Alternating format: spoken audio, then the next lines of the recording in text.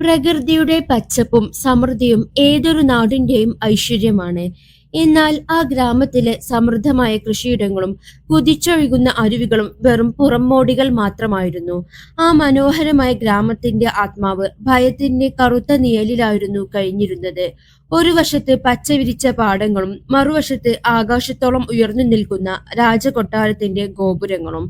എന്നാൽ ഈ സൗന്ദര്യങ്ങൾക്കിടയിൽ പാവപ്പെട്ടവന്റെ കണ്ണീരും നിശ്വാസങ്ങളും ആരും കേൾക്കാതെ ലയിച്ചു ചേർന്നിരുന്നു. ആ നാട് ഭരിച്ചിരുന്നത് കരുണയുടെ കണിക പോലുമില്ലാത്ത ഒരു രാജാവായിരുന്നു.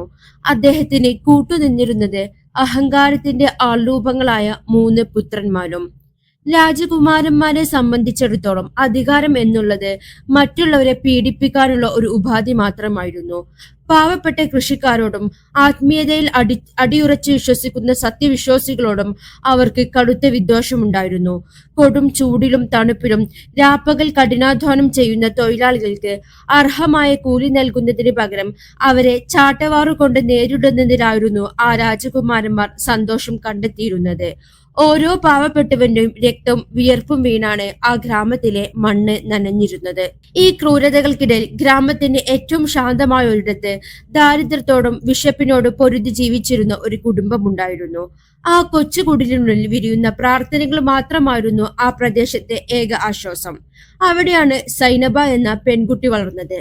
സൈനബ കേവലം മനോഹരമായ മുഖമുള്ള ഒരു യുവതി മാത്രമായിരുന്നില്ല, മറിച്ച് ലോകത്തിന്റെ സൃഷ്ടാവ് നൽകിയ വിശുദ്ധ ഗ്രന്ഥത്തിലെ വചനങ്ങൾ മുഴുവൻ തന്റെ ഹൃദയത്തിൽ ആഴത്തിൽ പതിപ്പിച്ചവളായിരുന്നു അവൾ. ഓരോ ശ്വാസത്തിലും ആ ദൈവിക വചനങ്ങൾ അവളുടെ ചുണ്ടുകളിൽ മന്ത്രിക്കപ്പെട്ടിരുന്നു. ലോകത്തിന്റെ ദാരിദ്ര്യം അവളുടെ വസ്ത്രങ്ങളെ പഴകിയതാക്കിയെങ്കിലും അവളുടെ ആത്മാവ് പ്രപഞ്ചനാഥന്റെ പ്രകാശത്താൽ തിളങ്ങുന്നതായിരുന്നു. സൈനയുടെ ഉപ്പ ദീർഘകാലമായി രോഗബാധിതനായി കിടപ്പിലായിരുന്നു. മരുന്നിനും ഭക്ഷണത്തിനുമായി ആ കുടുംബം വളരെയധികം കഷ്ടപ്പെട്ടിരുന്നു.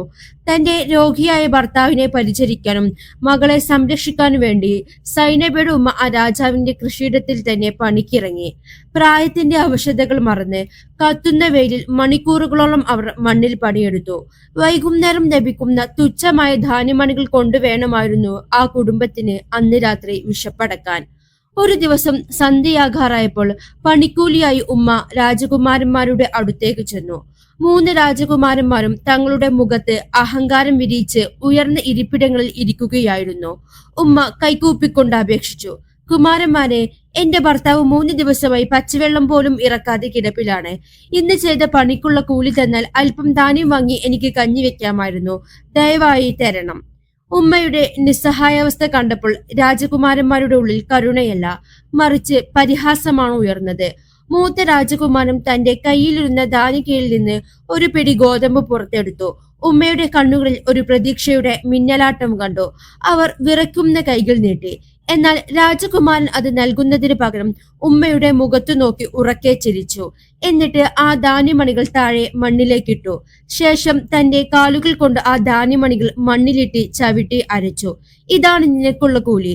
ഈ മണ്ണിൽ നിന്ന് അത് പെറുക്കിയെടുക്കാൻ കഴിയുമെങ്കിൽ എടുത്തുകൊള്ളൂ എന്നയാൾ അട്ടഹസിച്ചു.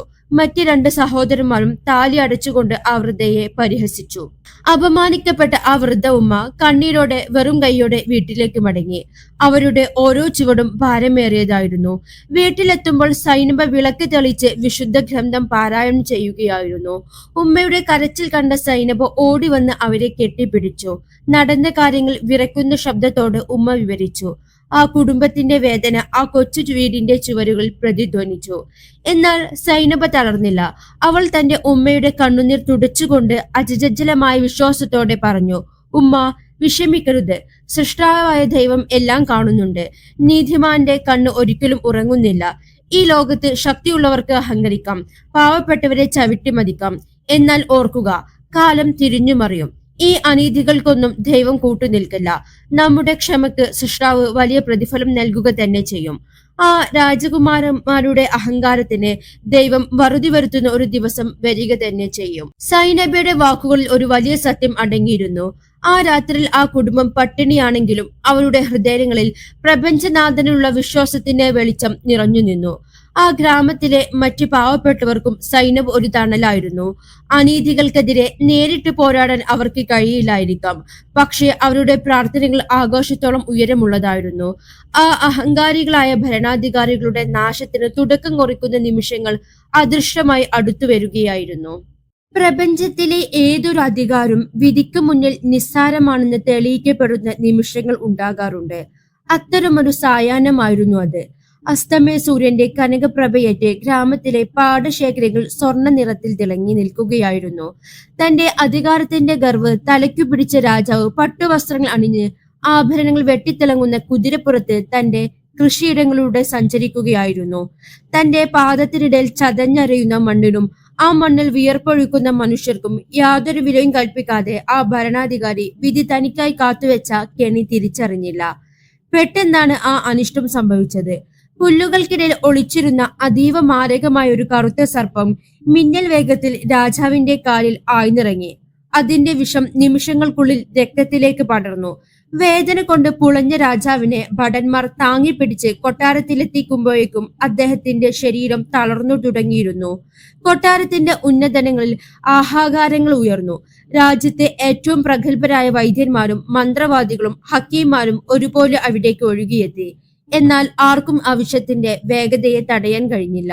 മണിക്കൂറുകൾ പിന്നിടുമ്പോഴേക്കും രാജാവിന്റെ ശരീരം കറുത്തു നീലിക്കാൻ തുടങ്ങി. മുഖത്തെ തേജസ് കെട്ടുപോയി. ഓരോ ശ്വാസവും കഠിനമായി പോരാട്ടമായി മാറി. അഹങ്കാരികളായ 3 പുത്രന്മാർക്ക് തങ്ങളുടെ പിതാവിനെ നഷ്ടപ്പെടുമെന്ന ഭയത്തേക്കാൾ തങ്ങളുടെ അധികാരവും തണലും നഷ്ടപ്പെടുന്ന പരിഭ്രാന്തിയായിരുന്നു ഉണ്ടായിരുന്നത്. അവർ വൈദ്യന്മാരോട് തട്ടിക്കയറ്റി. പക്ഷേ എല്ലാവരും നിസ്സഹാരായി തലകുനിച്ചു. രാജാവിന്റെ മരണം ഉറപ്പാണെന്ന് പ്രഖ്യാപിക്കപ്പെട്ട നിമിഷം ആ ഗർവിന്റെ ഗോപുരങ്ങൾ തകർന്നു വീഴുകയായിരുന്നു. ഈ മരണവെപ്രാളങ്ങൾക്കിടയിലേക്കാണ് ആരും പ്രതീക്ഷിക്കാതെ ഒരാൾ കടന്നു വന്നത്. സൈനബയുടെ പ്രായമായ ഉമ്മയായിരുന്നു അത്. ജീർണിച്ച വസ്ത്രങ്ങളും വിറക്കുന്ന കാലുകളുമായി കൊട്ടാരത്തിന്റെ പടവുകൾ കയറി ആ വൃദ്ധയെ കാവൽക്കാർ ആദ്യം തടഞ്ഞു. രാജകുമാരന്മാർ പരിഹസിച്ചുവിട്ട ആ ദരിദ്രയായ സ്ത്രീ ഇവിടെ എന്തു ചെയ്യുന്നു എന്നവർ പുച്ഛിച്ചു. എന്നാൽ ആ ഉമ്മ ശാന്തതയോടെ പറഞ്ഞു, എന്റെ കയ്യിൽ മരുന്നില്ല, പക്ഷേ രാജാവിനെ സംരക്ഷിക്കാൻ എന്റെ നാഥൻ സഹായിച്ചേക്കാം. ഈ വിവരം അകത്തെത്തിയപ്പോൾ മൂത്ത രാജകുമാരന്മാർ പരിഹാസത്തോടെ പൊട്ടിച്ചിരിച്ചു. ഏറ്റവും വലിയ വൈദ്യന്മാർ തോറ്റിടത്താണോ ഈ പിച്ചക്കാരി വരുന്നത് എന്നവർ ചോദിച്ചു. എങ്കിലും മരണത്തിന് തൊട്ടടുത്തെത്തിയ പിതാവിനെ എങ്ങനെയെങ്കിലും രക്ഷിക്കണമെന്ന നിസ്സഹായാവസ്ഥ അവരെ കൊണ്ട് ആ വൃദ്ധയ്ക്ക് അനുവാദം നൽകാൻ പ്രേരിപ്പിച്ചു. സൈനബയുടെ ഉമ്മ രാജാവിന്റെ കിടക്കയ്ക്കരികെ ഇരുന്നു. മരണം മുഖത്ത് ഞേലിക്കുന്ന ആ രാജാവിനെ നോക്ക് അവർക്ക് തോന്നിയത് വെറുപ്പല്ല, മറിച്ച് അനുകമ്പയായിരുന്നു. അവർ കണ്ണുകളടച്ച് തന്റെ ഹൃദയത്തിൽ സൂക്ഷിച്ചിരുന്ന സൃഷ്ടാവിനെ സ്മരിച്ചു. സൈനബയെന്നും ഓതാറുള്ള ആ വിശുദ്ധ ഗ്രന്ഥത്തിലെ ഏതാനും വചനങ്ങൾ അവർ മന്ദസ്വരത്തിൽ ഉരുവിട്ടു തുടങ്ങി. ആ മുറിയിൽ അസാധാരണമായ ഒരു ശാന്തത പടർന്നു. അവർ ഒരു പാത്രത്തിലെ വെള്ളത്തിൽ ഊതിക്കൊണ്ട് ആ വചനങ്ങൾ ചൊല്ലിത്തീർത്തു. ശേഷം അതീവ ജാഗ്രതയോടെ ആ വിശുദ്ധ വെള്ളം രാജാവിന്റെ വിഷം വധിച്ച മുറിവിൽ തളിച്ചു. അവിടെയുണ്ടായിരുന്നവർ അവിശ്വസനീയതയോടെ ആ കാഴ്ച നോക്കി നിന്നു. ശാസ്ത്രത്തിനും വൈദ്യത്തിനും കഴിയാതിരുന്ന അത്ഭുതം അവിടെ സംഭവിക്കുമായിരുന്നു. കറുത്ത നീലിച്ചിരുന്ന രാജാവിന്റെ ശരീരം പതുക്കെ സ്വാഭാവിക നിറത്തിലേക്ക് മടങ്ങി വരാൻ തുടങ്ങി. അദ്ദേഹത്തിന്റെ ഹൃദയമിടിപ്പ് സാധാരണഗതിയിലായി. ശ്വാസം അനായാസമായി. ഏതാനും നിമിഷങ്ങൾക്കുള്ളിൽ ആ കണ്ണുകൾ തുറന്നു. അത്ഭുതകരമായി രാജാവ് ബോധം വീണ്ടെടുത്തു. എഴുന്നേറ്റിരുന്ന അദ്ദേഹം തന്റെ ജീവൻ രക്ഷിച്ചത് താൻ മുമ്പ് അവഗണിച്ച ആ പാവപ്പെട്ട വൃദ്ധയാണെന്നറിഞ്ഞപ്പോൾ ലജ്ജയോടെ തലകുനിച്ചു. തന്റെ ജീവൻ തിരികെ നൽകിയതിന് അദ്ദേഹം ആ വൃദ്ധയോട് നന്ദി പറഞ്ഞു. ഈ സംഭവങ്ങളെല്ലാം നിശബ്ദമായി നിരീക്ഷിച്ചു കൊണ്ടിരിക്കുന്ന ഒരാളുണ്ടായിരുന്നു. രാജാവിന്റെ ഇളയ മകൻ ആര്യൻ. തന്റെ മൂത്ത സഹോദരന്മാരെ പോലെയല്ലായിരുന്നു ആ യുവാവ്. അയാളുടെ ഹൃദയം പരുക്കനായിരുന്നില്ല. ഈ സംഭവം ആര്യന്റെ ഉള്ളിൽ വലിയൊരു കൊടുങ്കാറ്റ് തന്നെ സൃഷ്ടിച്ചു. എന്റെ സഹോദരന്മാർ ആഹാരത്തിന് വകയില്ലാതെ മണ്ണിലിട്ട് ചവിട്ടിയരിച്ച ധാന്യമണികളെ ഓർത്ത് കരഞ്ഞവർ. തങ്ങളെ ദ്രോഹിച്ചവരോട് പകരം വീട്ടുന്നതിന് പകരം എങ്ങനെയാണ് ഇങ്ങനെ നന്മ ചെയ്യുന്നത്? എന്ത് ശക്തിയാണ് ഇവരെ ഇത്രത്തോളം ക്ഷമാശീലരാക്കുന്നത്? ഈ ചോദ്യങ്ങൾ ആര്യന്റെ ഉറക്കം കെടുത്തി. തങ്ങളെ ഉപദ്രവിച്ചവന്റെ ജീവൻ രക്ഷിക്കാൻ വേണ്ടി പ്രാർത്ഥിക്കണമെങ്കിൽ അതിനു പിന്നിൽ മഹത്തായ ഒരു വിശ്വാസം ഉണ്ടായിരിക്കണം എന്ന് അവൻ തിരിച്ചറിഞ്ഞു. രാജകൊട്ടാരത്തിലെ സുഖഭോഗങ്ങളോ പദവികളോ നൽകുന്നതിനേക്കാൾ വലിയൊരു സമാധാനം സൈനബയുടെയും കുടുംബത്തിന്റെയും ആ നിസ്സാരമായ ജീവിതത്തിലുണ്ടെന്ന് അവന് തോന്നി തുടങ്ങി. ആര്യൻ പതുക്കെ തന്റെ സഹോദരന്മാരുടെ ക്രൂരമായ പാതയിൽ നിന്നകന്നു. സൈനബ് ഉദ്ധരിക്കാറുള്ള ആ വിശുദ്ധ ഗ്രന്ഥത്തിലെ വചനങ്ങളുടെ ഉറവിടം തേടി അവന്റെ മനസ്സ് യാത്ര തുടങ്ങി. ലൗകികമായ അധികാരത്തേക്കാൾ സത്യസന്ധമായ വിശ്വാസത്തിന്റെ പാതയാണെന്ന് ശരിയെന്ന് അവന്റെ ഹൃദയം മന്ത്രിച്ചു. ആര്യന്റെ ഈ മാറ്റം പതുക്കെ ഗ്രാമത്തിന്റെ വിധിയെ തന്നെ മാറ്റാൻ പോകുന്ന ഒരു വലിയ മാറ്റത്തിലേക്കുള്ള ആദ്യത്തെ ചുവടുവെപ്പായിരുന്നു. തന്റെ പിതാവിന്റെ ജീവൻ രക്ഷിക്കാൻ കാരണമായ ആ നിഗൂഢമായ ശക്തിയെക്കുറിച്ചുള്ള ചിന്ത ആര്യന്റെ മനസ്സിനെ വേട്ടയാടിക്കൊണ്ടിരുന്നു. കൊട്ടാരത്തിലെ വെള്ളിപ്പാത്രങ്ങളിൽ വിളമ്പുന്ന ആഹാരത്തിനോ വിലപിടിപ്പുള്ള പട്ടുതുണികൾക്കോ അവന്റെ ആത്മാവിനെ തൃപ്തിപ്പെടുത്താൻ കഴിഞ്ഞില്ല. കൊട്ടാരത്തിന്റെ ഉന്നതങ്ങളിൽ നടക്കുന്ന ആഘോഷങ്ങൾ വെറും പൊള്ളയാണെന്ന് അവന് തോന്നി തുടങ്ങി. അധികാരത്തിന്റെ ലഹരിയിൽ മയങ്ങിക്കിടക്കുന്ന തന്റെ മൂത്ത സഹോദരന്മാരിൽ നിന്ന് അവൻ പതുക്കെ അകലം പാലിച്ചു. മദ്യവും നൃത്തവും അട്ടഹാസവും നിറഞ്ഞ സദസ്സുകളിൽ നിന്ന് മാറി കാടിന്റെ നിശബ്ദതയിലും അരുവികളുടെ സംഗീതത്തിലും അവൻ സമാധാനം തേടി. അത്തരമൊരു ഏകാന്ത യാത്രക്കിടയിലാണ് കാട്ടുപാതയിൽ ചിറകു തകർന്നു പിടയുന്ന ഒരു ചെറിയ തത്തയെ അവൻ കണ്ടത്. ഒരു വലിയ പക്ഷിയുടെ ആക്രമണത്തിൽ നിന്നോ മറ്റോ രക്ഷപ്പെട്ട ആ പാവം ജീവി മരണത്തെ മുഖാമുഖം കാണുകയായിരുന്നു. തന്റെ പഴയ സ്വഭാവമായിരുന്നെങ്കിൽ ഒരു പക്ഷെ അവൻ അതിനെ അവഗണിച്ചു പോയേനെ.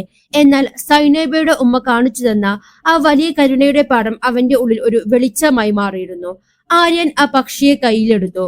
മുറിവേറ്റ ചിറകുകളിൽ ഔഷധം പുരട്ടി അതിനെ തന്റെ കൊട്ടാരത്തിലെ മുറിയിൽ രഹസ്യമായി താമസിപ്പിച്ചു. ദിവസങ്ങൾ നീണ്ട പരിചരണത്തിനൊടുവിൽ ആ തത്ത സുഖം പ്രാപിച്ചു. ആ പക്ഷി വെറുമൊരു വളർത്തു മൃഗമായിരുന്നില്ല, മറിച്ച് ആര്യന്റെ ഏകാന്തതയിലെ ഏക സുഹൃത്തായി മാറി. ഒരു ദിവസം ആ തത്ത തന്റെ ജാലകത്തിലൂടെ പറന്നുപോയി. തന്റെ ഉറ്റ സുഹൃത്തിനെ നഷ്ടപ്പെടുമോ എന്ന ഭയത്തോടെ ആര്യൻ അതിനെ പിന്തുടർന്നു. കാടിന്റെ മനോഹരമായ ഉൾപ്രദേശങ്ങളിലൂടെ സഞ്ചരിച്ച് അവൻ ഒടുവിൽ എത്തിപ്പെട്ടത് സൈനബയുടെ വീടിനടുത്തുള്ള ഒരു തെളിനീർ അരുവിയുടെ തീരത്താണ്. അവിടെ പാറക്കെട്ടിന് മുകളിൽ ഇരുന്ന് സൃഷ്ടാവിന്റെ വിശുദ്ധ വചനങ്ങൾ ഈരണത്തിൽ ആലപിക്കുന്ന സൈനബയെ അവൻ കണ്ടു. അസ്തമയ സൂര്യന്റെ കിരണങ്ങൾ അവളുടെ മുഖത്ത് തട്ടി തിളങ്ങുന്നുണ്ടായിരുന്നു. അവളുടെ ശബ്ദത്തിന് ഒരു പ്രത്യേകതയുണ്ടായിരുന്നു. അത് കാറ്റിൽ ലയിച്ച് പ്രപഞ്ചത്തോട് സംവദിക്കുന്നത് പോലെ ആര്യന് തോന്നി. ആ വചനങ്ങൾ കേട്ടപ്പോൾ അവന്റെ ഉള്ളിലെ അസ്വസ്ഥതകൾ മായുകയും ഒരു വലിയ ശാന്തി അനുഭവപ്പെടുകയും ചെയ്തു. ആര്യൻ പതുക്കെ സൈനബയുടെ അരികിലേക്ക് ചെന്നു. അവൻ അവളോട് ആ വചനങ്ങളെക്കുറിച്ചും അവൾ വിശ്വസിക്കുന്ന സത്യത്തെക്കുറിച്ചും ചോദിച്ചറിഞ്ഞു.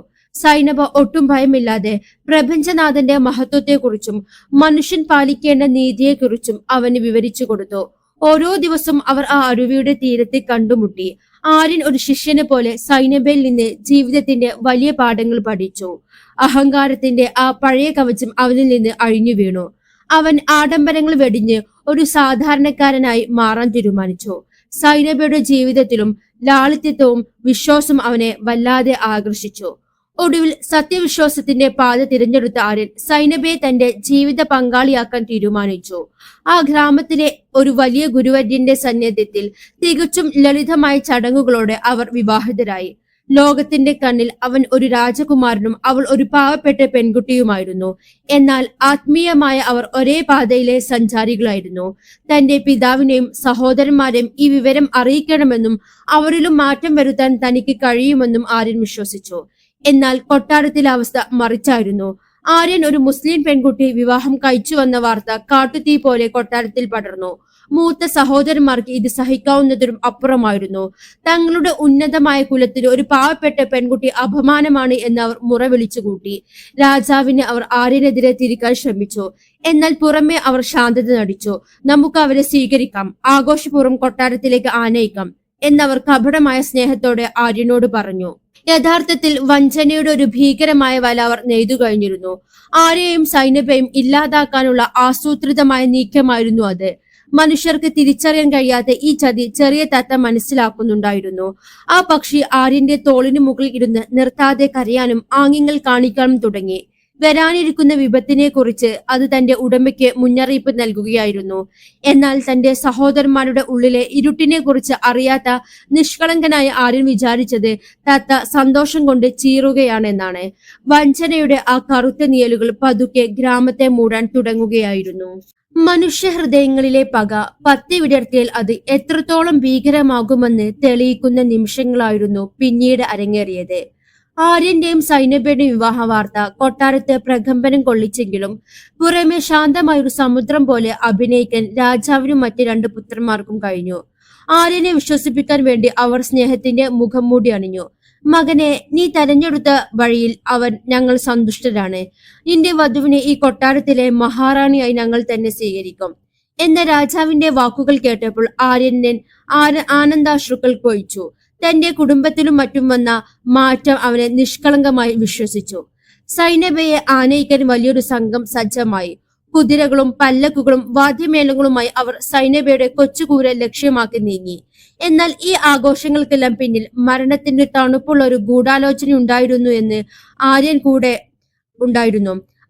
കൂടെ വരാൻ ഒരുങ്ങിയപ്പോൾ സഹോദരന്മാർ തടഞ്ഞു. നീ കൊട്ടാരത്തിൽ വധുവിനെ സ്വീകരിക്കാനുള്ള ഒരുക്കങ്ങൾ പൂർത്തിയാക്കൂ. ഞങ്ങൾ മരുമകളെ സമാനം ഇങ്ങോട്ട് കൊണ്ടുവരാം എന്ന് അവർ അവനെ ആശ്വസിപ്പിച്ചു. പ്രിയതമയോടുള്ള സ്നേഹവും കുടുംബത്തോടുള്ള വിശ്വാസവും കാരണം ആര്യൻ ആ ചതി തിരിച്ചറിഞ്ഞില്ല. പുതിയ വസ്ത്രങ്ങൾ അണിഞ്ഞ് സ്വപ്നങ്ങളുടെ ലോകത്തെ വിഹരിച്ചുകൊണ്ട് സൈനബ പല്ലക്കിൽ കയറി. തന്റെ ജീവിതം മറ്റൊരു തലത്തിലേക്ക് മാറുകയാണെന്നും തന്റെ വിശ്വാസം രാജകൊട്ടാരത്തിൽ വെളിച്ചം വീശുമെന്നും അവൾ കരുതി. പല്ലക്ക് നീങ്ങാൻ തുടങ്ങി. എന്നാൽ ഗ്രാമത്തിന്റെ അതിർത്തി കഴിഞ്ഞതോടെ പല്ലക്കിന്റെ ദിശ മാറി. രാജവീതിക്ക് പകരം അവർ നിഗൂഢമായ സൂര്യപ്രകാശം പോലും കടന്നു ചെല്ലാത്ത കൊടും കാട്ടിലേക്കാണ് യാത്ര തിരിച്ചത്. പല്ലക്കിനുള്ളിലിരുന്ന് സൈനബ പുറത്തെ ദൃശ്യങ്ങൾ കണ്ടപ്പോൾ വല്ലാതെ പരിഭ്രമിച്ചു. പക്ഷികളുടെ കലപില ശബ്ദങ്ങളും മരങ്ങളുടെ മൂളലും അവൾക്ക് വരാനിരിക്കുന്ന വിപത്തിന്റെ സൂചനകൾ നൽകുന്നതുപോലെ തോന്നി. കാടിന്റെ നടുവിൽ വെച്ച് അവർ പല്ലക്ക് താഴെ വെച്ചു. ഭടന്മാർ പരുക്കിൻ കൈകളോടെ സൈനബയെ പുറത്തേക്ക് വലിച്ചിട്ടു. ആ പെൺകുട്ടി ഭയത്താൽ വിറച്ചു. അവിടെ അവളെ കാത്തുനിന്നത് രാജാവും തന്റെ ക്രൂരമായ സഹോദരന്മാരും ഉണ്ടായിരുന്നു. അവരുടെ കണ്ണുകളിൽ സ്നേഹത്തിന് പകരം കൊലച്ചിലായിരിക്കുന്നു. അവർ അവളെ ഒരു വലിയ മരത്തിൽ ചേർത്ത് വിരിഞ്ഞു കെട്ടി. എവിടെ നിന്റെ ആര്യൻ, എവിടെ നിന്റെ ദൈവം? മൂത്ത രാജകുമാരൻ ഗർജിച്ചു. അധികാരത്തിന്റെ മത്ത് പിടിച്ച് അവർ ആ പെൺകുട്ടിയെ പരിഹസിച്ചു. ഞങ്ങളുടെ രക്തം അശുദ്ധമാക്കാൻ വന്ന നിനക്ക് മരണം മാത്രമാണ് ശിക്ഷ, രാജാവ് കോതാന്തരത്തോടെ പറഞ്ഞു. ഈ സമയമെല്ലാം ആ വിശ്വസ്തമായ താത്ത അവൾക്ക് ചുറ്റും ദയനീയമായി പറന്നു കയറുകയായിരുന്നു. ആ ചെറിയ ജീവി തന്റെ കൊക്കുപയോഗിച്ച് അവളുടെ കെട്ടുകൾ അയക്കാൻ ശ്രമിച്ചു. അത് കൊട്ടാരത്തിലേക്കും കാട്ടിലേക്കും മാറി മാറി പറന്ന് സഹായത്തിനായി കേണു. സൈനബയുടെ ഖണ്ഡത്തിൽ നിന്ന് പ്രാർത്ഥനകൾ ഉയർന്നുകൊണ്ടിരുന്നു. എന്റെ നാഥ, നീ സത്യം അറിയുന്നവനാണ്. എന്റെ ആരിനെ എനിക്ക് അവസാനമായി ഒന്ന് കാണാൻ കഴിയില്ലേ എന്ന അവളുടെ ചോദ്യം കാറ്റിനെ പോലും ഈറനണിയിച്ചു. തന്റെ പ്രിയപ്പെട്ടവൻ ഈ ചതി അറിയില്ലല്ലോ എന്ന വേദനയായിരുന്നു അവളുടെ കണ്ണുനീരിനെ. വഞ്ചനയുടെ ആ കറുത്ത നിമിഷങ്ങളിൽ രാജാവ് തന്റെ വില്ലെടുത്തു. മരണത്തിന്റെ മുനയുള്ള ആ ഒരു അമ്പ് ആ പെൺകുട്ടിയുടെ നേരെ ലക്ഷ്യം വെച്ചു. നിന്റെ സൃഷ്ടാവ് ഇപ്പോൾ വന്ന് നിന്നെ രക്ഷിക്കട്ടെ എന്ന് ആക്രോശിച്ചുകൊണ്ട് രാജാവ് അമ്പ് തൊടുതുവിട്ടു. അത് വായുവിനെ കീറിമുറിച്ചുകൊണ്ട് സൈനബയുടെ നെഞ്ചിലേക്ക് പാഞ്ഞു കയറി. തന്റെ ഹൃദയത്തിൽ സൂക്ഷിച്ചിരുന്ന വിശുദ്ധ വചനങ്ങൾ മന്ത്രിച്ചുകൊണ്ട് അവൾ മണ്ണിലേക്ക് ചാഴുമ്പോഴും അവളുടെ മുഖത്തൊരു ദൈവികമായ ശാന്തതയുണ്ടായിരുന്നു. ചോരയിൽ കുളിച്ചു നിൽക്കുന്ന സൈനബയുടെ മൃതദേഹം അവിടെ ഉപേക്ഷിച്ച് അവർ അട്ടഹസിച്ചുകൊണ്ട് കൊട്ടാരത്തിലേക്ക് മടങ്ങി. പവിത്രമായ ഒരു വിശ്വാസത്തെ തന്നെ ഇല്ലാതാക്കിയെന്നവർ വിശ്വസിച്ചു. എന്നാൽ ആ കാട്ടിൽ അവശേഷിച്ച താത്ത അവളുടെ ചോര നനഞ്ഞ മണ്ണിൽ വീണു കരഞ്ഞു. ആ നിമിഷം മുതൽ പ്രകൃതി തന്നെ ആ ചതിക്ക് സാക്ഷിയായി മാറുകയായിരുന്നു. സൈനബയുടെ ആത്മാവ് പ്രപഞ്ചനാഥന്റെ അടുത്തേക്ക് യാത്രയാകുമ്പോൾ ആ ഗ്രാമത്തിന് മേൽ നാശത്തിന്റെ കറുത്ത മേഘങ്ങൾ ഉരുണ്ടുകൂടാൻ തുടങ്ങിയിരുന്നു. സത്യവിശ്വാസത്തിന്റെ ആ വലിയ കതിർ കൊഴിഞ്ഞു പോയെങ്കിലും അത് നൽകിയ വെളിച്ചം മറ്റൊരു രൂപത്തിൽ പ്രതികാരം ചെയ്യാൻ ഒരുങ്ങുകയായിരുന്നു. കൊട്ടാരത്തിന്റെ അകത്തളങ്ങളിൽ സൈനബയെ ഇല്ലാതാക്കിയതിന്റെ വിജയാഘോഷങ്ങൾ നടക്കുമ്പോൾ പുറത്ത് പ്രകൃതി മരണതുല്യമായ ഒരു നിശബ്ദതയിലായിരുന്നു. തന്റെ പ്രിയതമയെയും കാത്ത് കൊട്ടാരവാദിക്കൽ നിന്ന് ആര്യന്റെ ഉള്ളിൽ പെട്ടെന്നൊരു വല്ലാത്ത അസ്വസ്ഥത പടർന്നു. ആ സമയത്താണ് ചിറകുകൾ തളർന്ന് കരഞ്ഞു തളർന്ന നിലയിൽ ആ വിശ്വസ്തനായ താത്ത അവന്റെ അരികിലെത്തിയത്. ആ കിളിയുടെ കണ്ണുകളിലെ ദയനീയതയും അതിന്റെ അസാധാരണമായ പെരുമാറ്റവും ആര്യന്റെ ഉള്ളിൽ ഭീതി വിതച്ചു. താത്തയുടെ കരച്ചിലിനെ പിന്തുടർന്ന് അവൻ കൊടും കാട്ടിലേക്ക് പാഞ്ഞു. കാട്ടുപാതകളിൽ തന്റെ കാലുകൾ മുറിവേൽക്കുന്നത് പോലും അവൻ അറിഞ്ഞില്ല. കാടിന്റെ നടുവിൽ നിലാവെളിച്ചം പോലും ഭയന്നു നിൽക്കുന്ന ആ മരച്ചുവട്ടിൽ അവൻ ആ കാഴ്ച കണ്ടു. ചോരയിൽ കുളിച്ച വസ്ത്രങ്ങളുമായി ഒരു മരത്തിൽ കെട്ടിയിട്ട നിലയിൽ തന്റെ സൈനബ ചേതനയേറ്റു കിടക്കുന്നു. അവളുടെ മുഖത്ത് ആ പവിത്രമായ ശാന്തത ആര്യന്റെ ഹൃദയം പിളർക്കുന്നതായിരുന്നു. അവൻ നിലവിളിച്ചുകൊണ്ട് അവൾക്കരികിലേക്ക് വീണു. അവളുടെ കെട്ടുകൾ അഴിക്കുമ്പോൾ അവന്റെ കൈകൾ വിറക്കുന്നുണ്ടായിരുന്നു. സൈനബ, നിനക്ക് എന്ത് സംഭവിച്ചു? അവന്റെ ചോദ്യത്തിന് മറുപടി നൽകാൻ ആ ചുണ്ടുകൾക്ക് കഴിയില്ലായിരുന്നു. ആ കാട്ടിലിരുന്ന് അവൻ ആകാശത്തേക്ക് നോക്കി അട്ടഹസിച്ചു. നീ നീതിമാനാണെങ്കിൽ ഈ ചതിക്ക് സാക്ഷിയാണെങ്കിൽ ഇതിന് കാരണക്കാരായവർക്ക് നീതിപൂർവമായ ശിക്ഷ നൽകണമേ എന്ന് അവൻ തന്റെ നാഥനോട് തേങ്ങി പ്രാർത്ഥിച്ചു. അവന്റെ കണ്ണുനീർ സൈനബയുടെ ചോര നനഞ്ഞ മണ്ണിൽ ലയിച്ചു ചേർന്നു. അതേസമയം കൊട്ടാരത്തിൽ രാജാവും മറ്റ് രണ്ടു പുത്രന്മാരും മദ്യലഹരിയിൽ തങ്ങളുടെ ക്രൂരതയെ വീരകൃത്യമായി വാഴ്ത്തുകയായിരുന്നു. എന്നാൽ അർദ്ധരാത്രി പിന്നിട്ടതോടെ പ്രകൃതി അതിന്റെ ഭീകര രൂപം പൂണ്ടു. ആകാശം കറുത്തിരുണ്ടു. മുമ്പ് കണ്ടിട്ടില്ലാത്ത വിധം ഭീകരമായ ഇടിമിന്നലുകൾ കൊട്ടാരത്തിന് മേൽ പതിച്ചു. കൊട്ടാരത്തിന്റെ ചുവരുകൾ വിറയ്ക്കാൻ തുടങ്ങി. പെട്ടെന്നാണ് ആ ദുരന്തം ആരംഭിച്ചത്. ആര്യന്റെ രണ്ട് സഹോദരന്മാരും അതിദാരുണമായ വേദനയോടെ നിലവിളിക്കാൻ തുടങ്ങി. അവരുടെ ശരീരം വിചിത്രമായ ഒരു രോഗത്തിന് കീഴ്പ്പെട്ടു. മരുന്നുകൾക്കോ മന്ത്രവാദങ്ങൾക്കോ തടയാൻ കഴിയാത്ത വിധം അവരുടെ മാംസം ജീവനോടെ അഴുകാൻ തുടങ്ങി. തങ്ങൾ ചെയ്ത ക്രൂരതയുടെ ഗന്ധം സ്വന്തം ശരീരത്തിൽ നിന്ന് ഉയരുന്നത് അവർക്ക് സഹിക്കാനായില്ല. ലോകത്തിലെ ഏറ്റവും വലിയ ശിക്ഷ അനുഭവിച്ചത് തങ്ങൾ ദ്രോഹിച്ചവരുടെ മുഖങ്ങളും മനസ്സിൽ കണ്ട് അവർ ആ രാത്രിയിൽ തന്നെ ഒടുങ്ങി. രാജാവിന്റെ അവസ്ഥ ഇതിലും ദയനീയമായിരുന്നു. മുമ്പ് പാമ്പ് കടിയേറ്റ അതേ ഭാഗത്ത് സഹിക്കാനാവാത്ത വേദന പടർന്നു. 1000 സർപ്പങ്ങൾ ഒരേ സമയം കടിക്കുന്നത് പോലെ അദ്ദേഹം കൊട്ടാരത്തിനുള്ളിൽ ഭ്രാന്തമായി ഓടി. എന്നെ രക്ഷിക്കൂ, ആ വചനങ്ങൾ ഓതി തന്ന ആരെങ്കിലും എന്നെ രക്ഷിക്കൂ എന്ന് അദ്ദേഹം അലറിക്കറിഞ്ഞു. എന്നാൽ അന്ന് അദ്ദേഹത്തെ രക്ഷിക്കാൻ സൈനബയുടെ ഉമ്മ അവിടെയില്ലായിരുന്നു. വേദനയുടെ പാരമ്യത്തിൽ ബോധം മറഞ്ഞ രാജാവ് കൊട്ടാരത്തിന്റെ ഉയരമുള്ള ഗോപുരത്തിന് മുകളിൽ നിന്ന് താഴേക്ക് വീണു. അഹങ്കാരത്തിന്റെ ആ സിംഹാസനം അങ്ങനെ മണ്ണടിഞ്ഞു. ഒരു രാത്രി കൊണ്ട് ആ കൊട്ടാരം ഒരു ശവപ്പറമ്പായി മാറി. പ്രഭാതമായപ്പോൾ ആര്യൻ ആ കൊട്ടാരത്തിലേക്ക് മടങ്ങി ചെന്നില്ല. അധികാരവും ധനം അവന് വെറും ഒരു ചാരമായി തോന്നി. അവൻ തന്റെ രാജകീയ വസ്ത്രങ്ങൾ ഉപേക്ഷിച്ചു. സൈനബയുടെ സ്മരണക്കായി അവൾ കൊല്ലപ്പെട്ട ആ കാടിന്റെ അതിർത്തിയിൽ അവൻ ഒരു മനോഹരമായ ശാന്തി മന്ദിരം നിർമ്മിച്ചു. അവിടെ അവൻ ലളിതമായ ജീവിതം നയിച്ചു. സൈനബയുടെ ഹൃദയത്തിലുണ്ടായിരുന്ന ആ വിശുദ്ധ വചനങ്ങൾ ആ മന്ദിരത്തിൽ എന്നും മുഴങ്ങിക്കൊണ്ടിരുന്നു. ഗ്രാമവാസികൾ അവിടേക്ക് ഒഴുകിയെത്തി. അവിടെ ജാതിയോ മതമോ പദവിയോ ഇല്ലാതെ എല്ലാവർക്കും സ്നേഹവും സമാധാനവും ലഭിച്ചു. വർഷങ്ങൾ കടന്നുപോയി. ആ ക്രൂരനായ രാജാവിന്റെയും പുത്രന്മാരുടെയും പേരുകൾ ചരിത്രം പോലും മറന്നു. എന്നാൽ സൈനബ എന്ന ഹാഫിലായ പെൺകുട്ടിയുടെ പേര് ആ ഗ്രാമത്തിലെ ഓരോ ഇലയിലും കാറ്റിലും ഇന്നും ജീവിക്കുന്നു. അവളുടെ വിശ്വാസത്തിന്റെ കരുത്തും അവൾ കാത്തു സൂക്ഷിച്ച വിശുദ്ധ വചനങ്ങളും ആ നാടിനെ സന്മാർഗത്തിലേക്ക് നയിച്ചു. സത്യവിശ്വാസികളെയും പാവപ്പെട്ടവരെയും ദ്രോഹിക്കുന്നവർക്ക് ഈ ലോകത്തിൽ ലഭിക്കുന്ന ശിക്ഷ എത്ര വലുതാണെന്ന് ആ ഗ്രാമം വരും തലമുറകളെ പഠിപ്പിച്ചു. ആര്യൻ തന്റെ മരണം വരെ ആ തത്തയോടൊപ്പം അവിടെ കഴിഞ്ഞു. ഒടുവിൽ ആ മണ്ണിൽ തന്നെ അവനും ലയിച്ചു. സൈനബയുടെ നാമം ഇന്നും ആ ഗ്രാമത്തിൽ സത്യത്തിന്റെ അനശ്വരമായ വിളക്കായി പ്രകാശിച്ചു കൊണ്ടേയിരിക്കുന്നു.